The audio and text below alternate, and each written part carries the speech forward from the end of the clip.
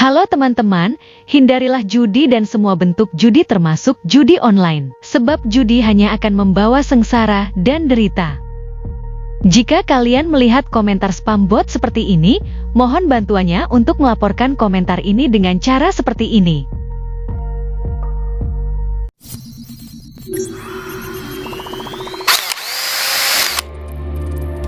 Assalamualaikum warahmatullahi wabarakatuh. Selamat datang kembali di Rio Hotspot Channel. FIFA baru saja kelar meeting cuy di Zurich, Swiss ya. Nah, dalam meeting ini katanya sih ada beberapa peraturan yang disahkan dan akan dimasukkan dalam aturan FIFA atau aturan IFAB yang baru. Lalu aturan apa aja sih?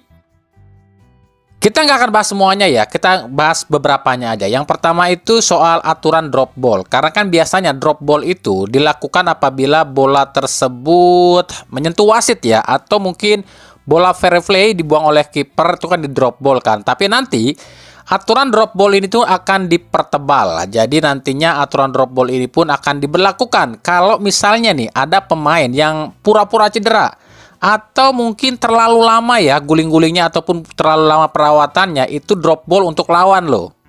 Contoh semalam deh lawan Lebanon Indonesia itu kan banyak banget nih pemain Lebanon yang drama gitu kan, pura-pura gulang-guling gitu kan. Nah itu nanti kalau aturan FIFA ini udah disahkan, itu nanti keuntungannya buat Indonesia. Semakin banyak pemain lawan yang guling-guling atau pura-pura cedera, itu semakin banyak bola untuk drop ball untuk Indonesia ya.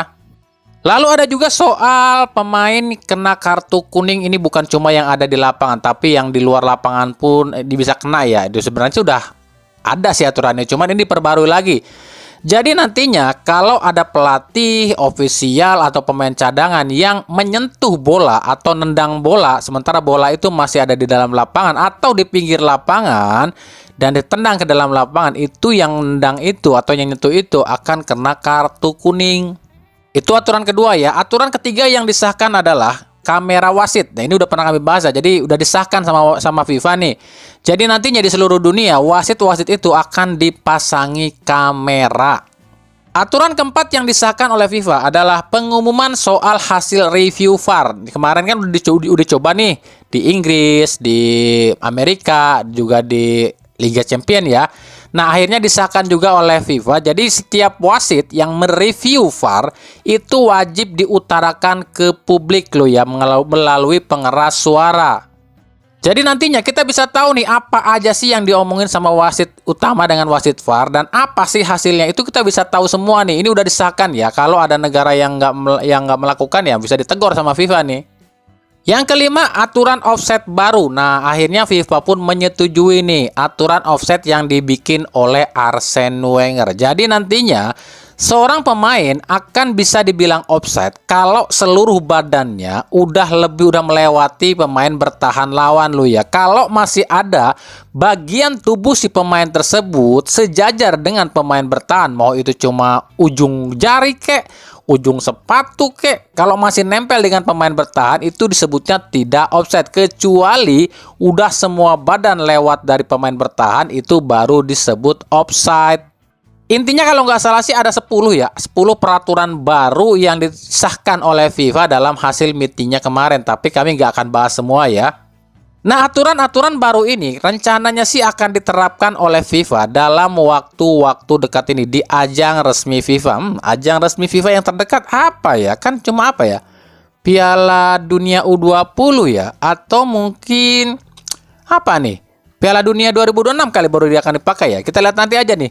Di ajang apakah peraturan-peraturan ini akan ditetapkan oleh FIFA? Apa dipakai oleh FIFA? Harus diuji coba ya. Nah, pertanyaannya, apakah aturan-aturan ini bisa nggak nih diterapkan di Liga Indonesia? Seharusnya sih bukan masalah bisa atau nggak bisa ya, tapi wajib. Sebab jika yang namanya sebuah peraturan udah tercantum dalam buku FIFA alias buku IFAB, ya mestinya wajib dilaksanakan. Jika di kompetisi sebuah liga itu nggak menerapkan apa yang tertera dalam aturan FIFA, yaitu bisa terkena sanksi dong sebuah federasi itu. Cuma kan sekarang pertanyaannya adalah apakah Liga Indonesia itu terdaftar nggak sih di FIFA? kok masih banyak peraturan-peraturan FIFA yang nggak dijalankan di Liga Indonesia? Contoh banget nih ya, yang paling menonjol adalah soal match fixing dan juga penunggakan gaji deh. Dalam aturan FIFA kan udah jelas tuh, tim yang nunggak gaji itu wajib dikurangin poin, bahkan sanksi terberatnya adalah degradasi. Itu aturan FIFA. Lalu soal match fixing, dalam aturan FIFA itu pasal berapa ya? Pasal 20 kalau nggak salah itu ya. Itu udah jelas-jelas terlihat ya, tertulis ya. Sebuah tim yang melakukan match fixing atau pengaturan skor itu tanpa ampun. Hukumannya adalah degradasi, bahkan sanksi terberatnya adalah dibubarkan. Lah kenapa di Indonesia masih belum menerapkan? Padahal katanya Liga Indonesia terdaftar di FIFA. Makanya peraturan-peraturan yang seperti itu saja tidak diterapkan di federasi kita di sepak bola Indonesia, apalagi peraturan-peraturan yang baru saja diresmikan oleh FIFA.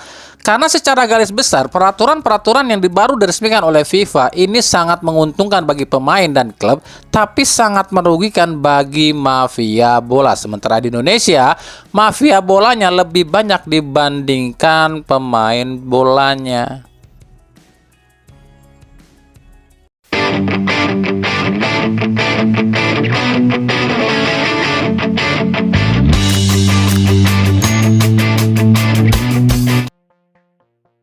Oke lanjut, kita akan coba sedikit bahas atau review ya pertandingan uji coba alias FIFA Match Day antara Indonesia lawan Lebanon yang katanya ini tuh simulasi atau gambaran bagaimana menghadapi tim-tim onta di round 4.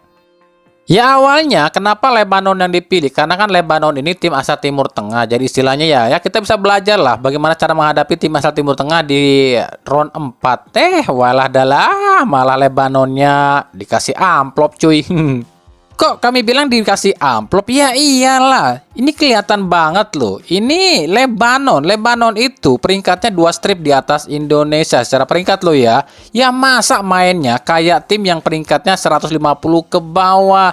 Ya kalau Cina Taipei mainnya kayak kemarin sih mungkin ya kita masih bilang wajar lah. Karena kan peringkatnya atau rankingnya jauh di bawah Indonesia. Lah Lebanon. Kita nggak lagi ngomongin soal drama-drama Lebanon sepanjang pertandingan loh ya. Sebab ya kami udah berkali-kali bilang, hampir semua tim-tim dari Timur Tengah itu yang mainnya seperti itu. Kasar dan penuh drama, penuh trik. Cuman yang kami pertanyakan adalah sejak kapan Lebanon main itu pakai sistem parkir kereta api alias parkir jet.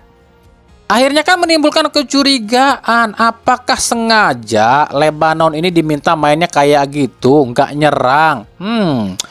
Mana mungkin, ini kan FIFA Match Day, ada poin FIFA-nya. Betul memang ada poin FIFA-nya, tapi apalah arti sebuah poin FIFA dibandingkan dengan segepok duit yang akan diterima? Kan istilahnya gini deh, kalau Indonesia bisa menang atau paling tidak menahan imbang deh ya Lebanon di laga ini. Ini kan apa ya, membuat masyarakat kita itu kan berpikir, wah bisa nih Indonesia di round 4 lawan tim Timur Tengah aja kita bisa menguasai pertandingan. Hebat nih racikan pelatih yang saat ini nih. Kan akhirnya apa? Framing lagi alias ya pencitraan lagi. Padahal kalau kalian jeli di laga ini, betul memang kita menguasai pertandingan. Bahkan ball possession pun mungkin sampai 70-75% loh ya. Tapi apalah arti sebuah penguasaan bola dalam sepak bola kalau nggak bisa cetak gol?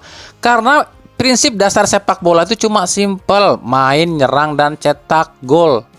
Coba lihat di laga ini, betul memang sepanjang laga Indonesia mengurung pertahanan dari Lebanon. Tapi apakah peluang banyak? Sejauh catatan kami dari babak pertama sampai babak kedua, cuma 2 kali tembakan ke gawang dan 3 peluang itu pun meleset semua. Mungkin mereka bisa beralasan, ya kan karena Lebanonnya main bertahan full. Kita mau udah nyerang, tapi kan Lebanonnya begitu, banyak drama. Terus juga bertahannya, ya lapis-lapis begitu. Emang betul, itu sebuah kenyataan yang kita lihat. Pemain Lebanon memang bertahan full ya. Bahkan nyerang pun cuma asal-asalan aja. Tapi di sini kan dituntut soal kreativitas, bagaimana membongkar pertahanan Brendel seperti itu. Kalau alasannya karena kita kehilangan oleh Romeni, betul memang kita kehilangan sosok oleh Romeni di sini ya, di laga ini ya, karena kita nggak punya striker yang benar-benar lincah dan tajam seperti oleh Romeni. Kita nggak bisa ngandelin Mauro Zylstra yang mungkin masih deadlock atau masih apa ya, masih kelihatan apa ya, kelihatan canggung lah di timnas Indonesia. Tapi kan balik lagi, seorang pelatih jenius itu pasti memiliki cara bagaimana caranya membongkar pertahanan Grendel ya. Kalau memang pelatih itu punya pengalaman yang banyak. Contoh di Manchester City aja deh, Pep Guardiola kalau nggak salah waktu itu ya, menghadapi tim-tim yang pertahanannya Grendel seperti Watford ataupun Bournemouth, itu kan pertahanannya Grendel ya, atau Chelsea ya. Itu kan mereka atau si Pep Guardiola ini bisa mikir bagaimana sih caranya saya bisa membongkar pertahanan Grendel seperti itu, yaitu dengan lebih banyak variasi serangan. Di laga ini pun sebenarnya kalau kita lihat ya, kan masih ada Ramadan Sananta. Oke lah, Mauro Zylstra stuck di depan ya. Kan ada Ramadan Sananta. Terbukti kan ketika Sananta masuk, lini depan kita lebih hidup kan. Kenapa nggak dicoba dari awal?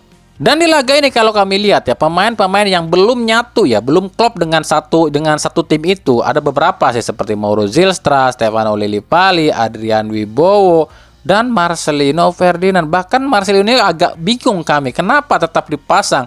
Bukankah di pertandingan sebelumnya permainan Lino ini tuh seperti apa ya? Seperti egois sendiri. Kenapa harus dipertahankan?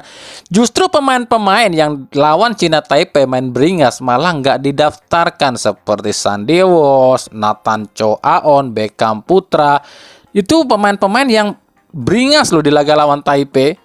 Lalu untuk Adrian Wibowo, ini pemain LA City ya di MLS ya, yang kami pikir awalnya ini pemain oke lah, bagus lah gitu ya, karena ya hebohnya minta ampun kan ketika pertama kali diumumkan akan masuk ke skuad timnas Indonesia, apalagi ciwi-ciwi udah hebohnya minta ampun ya. Tapi kalau kami pribadi ya melihat permainan Adrian Wibowo meskipun masuk di babak kedua dan sebagai pemain debutan, kami pikir kualitasnya nggak jauh lebih bagus deh dengan pemain lokal. Karena kalau kami tuh perbandingannya adalah dengan Miliano Jonathan. Sama-sama lakoni debut ya lawan Cina Taipei, tapi impresif.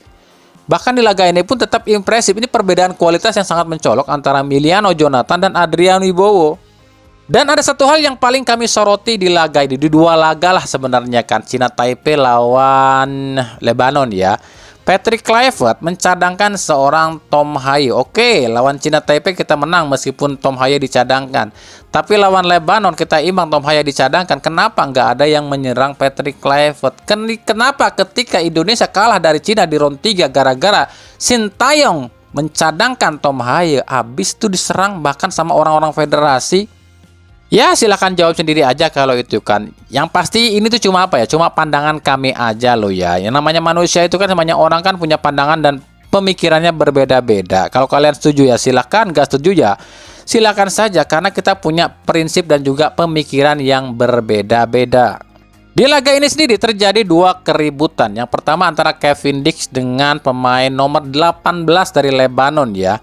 Ini gara-garanya kalau ini memang buat kami wajar Kevin Dix marah, karena itu juga pelanggaran nomor 18, ini wajib kartu merah sih sebenarnya. Yang kedua di akhir laga antara Tom Haye dengan nomor 6 dari Lebanon. Dalam catatan kami ya, sepanjang laga nomor 6 ini memang paling banyak drama deh dari Lebanon, dan memang udah kerasa banget nih pemain nomor 6 ini apa ya, bikin pemain kita itu ya jengkel.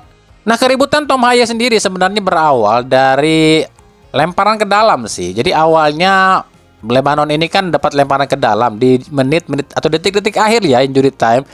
Bola itu ada di dalam lapangan dan diambil oleh Lino. Lino itu menendang ke arah pemain Lebanon untuk memberikan bola lo ya. Tapi dianggapnya Lino ini menendang bola secara keras ke arah pemain Lebanon dan protes gitu pemain Lebanon. Akhirnya apa? Mengulur-ulur waktu.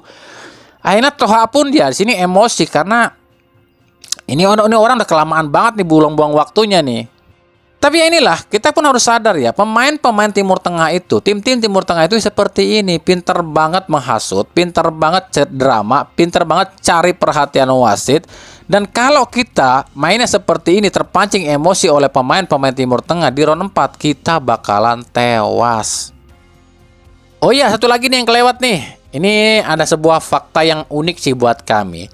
2 kali Toel nonton timnas Indonesia, 2 kali pula timnas Indonesia nggak raih kemenangan. Yang pertama itu di 2024 saat Indonesia lawan Laos di AFF 2024 kalau nggak salah ya.